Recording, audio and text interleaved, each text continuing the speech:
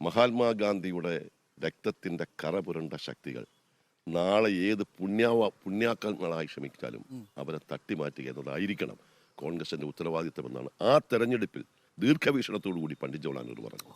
അതാണ് കോൺഗ്രസ്. അത് പൊളിറ്റിക്കലാണ് ഇത്തവണത്തെ മത്സരം എന്നതാണ് നമ്മൾ ആവർത്തിക്കുന്നത്. വർഗീയതയ്ക്കെതിരെയുള്ള വിധിയെഴുത്തായിട്ടാണ് കാണുന്നത്. ആ മത്സരത്തിൽ നിങ്ങളിപ്പോൾ BJP-കാർ പൊതുവെ പറയുന്നൊരു കാര്യം, നിങ്ങൾ ഇരുവരും CPM ആണെങ്കിലും കോൺഗ്രസ് ആണെങ്കിലും ഇന്ത്യ മുന്നണിയായി മത്സരിക്കുകയാണ്. അതുകൊണ്ട് രാഹുൽ ഗാന്ധിക്കൊപ്പം സീതാറാം യെച്ചൂരിയുടെ കൈകളുമുണ്ട്. അതുകൊണ്ട് കേരളത്തിലൊരു സൗഹൃദ മത്സരമാണ് നടക്കുന്നത്, CPM മുഖ്യ എതിരാളികളല്ല. അപ്പോൾ ഈ പ്രചരണ വിഷയത്തിൽ നിങ്ങൾ സംസ്ഥാന സർക്കാരിൻ്റെ ഈ സാമ്പത്തിക പരാജയങ്ങൾ അടക്കമുള്ള വിഷയങ്ങൾ, പരാജയം എന്നാണല്ലോ നിങ്ങളതിനെ വിശേഷിപ്പിക്കുന്നത്, അതൊക്കെ വലിയ ചർച്ച ചെയ്യാൻ ഉദ്ദേശിക്കുന്നുണ്ടോ? അതല്ല പൊളിറ്റിക്കലായിട്ട് ഇതൊരു നിർണായകമായ തിരഞ്ഞെടുപ്പാണ് എന്ന ഒറ്റ ഫോക്കസിലായിരിക്കുമോ പ്രചരണം? ആ നിർണായകമായ തെരഞ്ഞെടുപ്പിൻ്റെ അന്തസത്ത ഉൾക്കൊള്ളാൻ കമ്മ്യൂണിസ്റ്റ് പാർട്ടി കേരളത്തിൽ തയ്യാറാകുന്നില്ല എന്നതാണ് ഈ തെരഞ്ഞെടുപ്പിൻ്റെ ഏറ്റവും വലിയ വിചിത്രമായ വൈപരീത്യം. കാരണം എന്താണ് കമ്മ്യൂണിസ്റ്റ് പാർട്ടി ദേശീയ തലത്തിലത്തെ തീരുമാനം? രാജ്യം ഒരു അപകടത്തിൽ നീങ്ങുമ്പോൾ, രാജ്യത്തിൻ്റെ മതേതരത്വ ജനാധിപത്യ ഭരണഘടനാ മൂല്യങ്ങളെ വെല്ലുവിളിക്കപ്പെടുമ്പോൾ ഇതിനെ എതിർക്കാൻ നേതൃത്വം കൊടുക്കാൻ കഴിയുന്ന ഏക പാർട്ടി കോൺഗ്രസ് ആണ്. അതുകൊണ്ട് കോൺഗ്രസിൻ്റെ നേതൃത്വത്തിൽ ഒരു മഹാസഖ്യം ഉണ്ടാകണം, ഒരു മുന്നണി ഉണ്ടാകണം എന്നതാണ് കമ്മ്യൂണിസ്റ്റ് പാർട്ടി ഉൾപ്പെടെയുള്ളവർ മുന്നോട്ട് വെച്ചത്. അങ്ങനെ കോൺഗ്രസിൻ്റെ അനിഷേധ്യമായ നേതൃത്വത്തിൽ ഒരു മുന്നണി ഉണ്ടായി വർഗീയതയും BJP-യും എതിർക്കണം എന്ന് തീരുമാനിച്ച കമ്മ്യൂണിസ്റ്റ് പാർട്ടി എന്തുകൊണ്ട് കേരളത്തിൽ ആ ഒരു സമീപനത്തിൻ്റെ പിന്നാലെ പോകുന്നില്ല? ഞങ്ങളെ സംബന്ധിച്ചിടത്തോളം രാഷ്ട്രീയ പോരാട്ടമാണ് എങ്കിൽ പോലും കേരളത്തിൻ്റെ രാഷ്ട്രീയ സാഹചര്യത്തിൽ ഈ ആശയം ഉൾക്കൊള്ളാൻ കമ്മ്യൂണിസ്റ്റ് പാർട്ടി തയ്യാറാകുന്നില്ല എന്ന് മാത്രമല്ല, കേരളത്തിലെ ഭരണത്തെ കൂടി വിലയിരുത്തുമ്പോൾ ഇത്രമാത്രം പരാജയപ്പെട്ട ഒരു ഭരണം ഇതിനു മുമ്പ് കേരളത്തിൽ ഉണ്ടായിട്ടില്ല. ജനങ്ങൾ വിശ്വാസം തെരഞ്ഞെടുപ്പ് വോട്ടവകാശം വ്യക്തികളെ വിജയിപ്പിക്കാൻ വേണ്ടി മാത്രം ഉപയോഗിക്കുന്നതല്ല, നമ്മുടെ അഭിപ്രായങ്ങളും പ്രതിഷേധങ്ങളും രേഖപ്പെടുത്താനുള്ള ഏറ്റവും വലിയ വജ്രായുധമാണ്, ഒരു ഏറ്റവും വലിയ മൗലികാവകാശമാണ് വോട്ടവകാശം.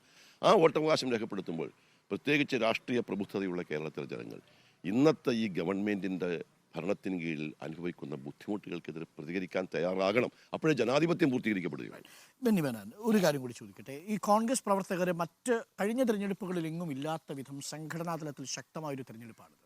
ബൂത്ത് തലത്തിലടക്കം പ്രവർത്തകരിപ്പോൾ, അത് മഹിളാ കോൺഗ്രസ് ആണെങ്കിലും ശരി, യൂത്ത് കോൺഗ്രസ് ആണെങ്കിലും ശരി, അവിടെയെല്ലാം വിവിധ ഘടകങ്ങളിൽ ഒരു ഊർജ്ജവും ഒരു സംഘടനാ ചലനശേഷിയും ഒക്കെ വന്നിട്ടുണ്ട്.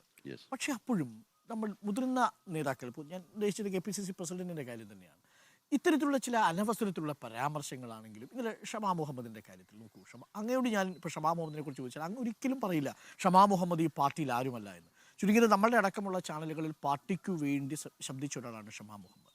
നേരത്തെ നമ്മൾ അദ്ദേഹത്തിൻ്റെ പദപ്രയോഗം, മൈ ഡിയർ എന്നുള്ള പദപ്രയോഗം, ഞാനത് വിത്തിൻ ഇൻവേർട്ടഡ് കോമയിട്ടാണ് പറയുന്നത്. അപ്പോൾ ഇത്തരം കാര്യങ്ങളൊക്കെ ഈ പാർട്ടിയിലെ അണികളെ ഈ മുന്നോട്ടിങ്ങനെ കുതിച്ചുകൊണ്ടിരിക്കുന്ന സമയത്ത് ഇത് വേണ്ടായിരുന്നു എന്നൊരു തോന്നലുണ്ടാക്കില്ലേ? ഞാനൊന്ന് പറയാം, നമ്മൾ ഒരാളെ വിമർശിക്കുമ്പോൾ വ്യക്തിപരമാകരുത്.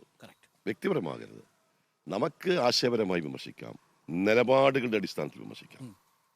ഒരു നിലപാട് തെറ്റാണെന്ന് കണ്ടാൽ ആ നിലപാടിൻ്റെ അടിസ്ഥാനത്തിൽ ഒരു വ്യക്തിയെ നമുക്ക് വിമർശിക്കാം. ഒരിക്കലും വ്യക്തിപരമായ വിമർശനം നല്ലതല്ല. അതൊരു ഒരു നമ്മുടെ ജനാധിപത്യത്തിൻ്റെ ഉൾക്കാമ്പെന്താ? ദ റൈറ്റ് ടു ഡിസന്റ് ആണ്. അഭിപ്രായം പറയാൻ അഭിപ്രായ വ്യത്യാസം പറയാൻ അവകാശമുണ്ട്. അഭിപ്രായ അനുകൂലമായിക്കാമല്ല, വ്യത്യസ്തമായ അഭിപ്രായ വ്യത്യാസം എതിർക്കാനുള്ള അഭിപ്രായം, ദ റൈറ്റ് ടു ഡിസന്റ്. അതാണ് നമ്മുടെ ജനാധിപത്യത്തിൻ്റെ ഏറ്റവും വലിയ ഉൾക്കാമ്പ്. അത് ഉൾക്കൊണ്ടാൽ വ്യക്തിപരമായ വിമർശനത്തിന് പിന്നെ സാധിക്കില്ല.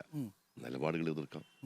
ഞാൻ പറയുന്ന അത്തരം കാര്യങ്ങളിലെല്ലാം ഞാൻ വീണ്ടും പറയുന്നു, അതിലൊക്കെ മാതൃകയായി നിന്നിട്ടുള്ളത് പണ്ഡിറ്റ് ജവഹർലാൽ നെഹ്റു. ഒരു എതിരാളിയുടെ മുന്നിലും അദ്ദേഹം വ്യക്തിപരമായി എതിർത്തിട്ടില്ല. അതായത് കുറച്ചുകൂടി ജാഗ്രത പാലിക്കണം. കാരണം വളരെ നിർണായകമായ ഒരു തിരഞ്ഞെടുപ്പാണ്. പ്രവർത്തകർക്ക് ഒരു വലിയ ആവേശം ഉണ്ടാകുന്നുണ്ട്. ആ ആവേശത്തെ കെടുത്തുന്നതൊന്നും KPCC പ്രസിഡന്റ് പോലെയുള്ള നേതാക്കന്മാരിൽ ഞാൻ വ്യക്തിപരമാക്കുന്നില്ല. ജാഗ്രത പാലിക്കണം എന്ന് ഞാൻ പറയുമ്പോൾ അത് ഏതെങ്കിലും വ്യക്തിയെ കൊണ്ടുകൊണ്ടല്ല, അത് പൊതുവെ മറ്റത് ഞാൻ പറഞ്ഞാൽ അതിന് ഒത്തിരി ഇപ്പോഴത്തെ ദുർവ്യാഖ്യാനം ഉണ്ടാകും. ഏതെങ്കിലും വ്യക്തിയെ കുറിച്ച് പറയും. ജാഗ്രത പൊതുപ്രവർത്തകർ, രാഷ്ട്രീയ പ്രവർത്തകന്മാർ അവരുടെ അഭിപ്രായം പറയുമ്പോൾ ജാഗ്രത ഉണ്ടാകണം എന്ന അഭിപ്രായത്തിൽ എനിക്ക് അഭിപ്രായമുണ്ട്. ഓക്കെ.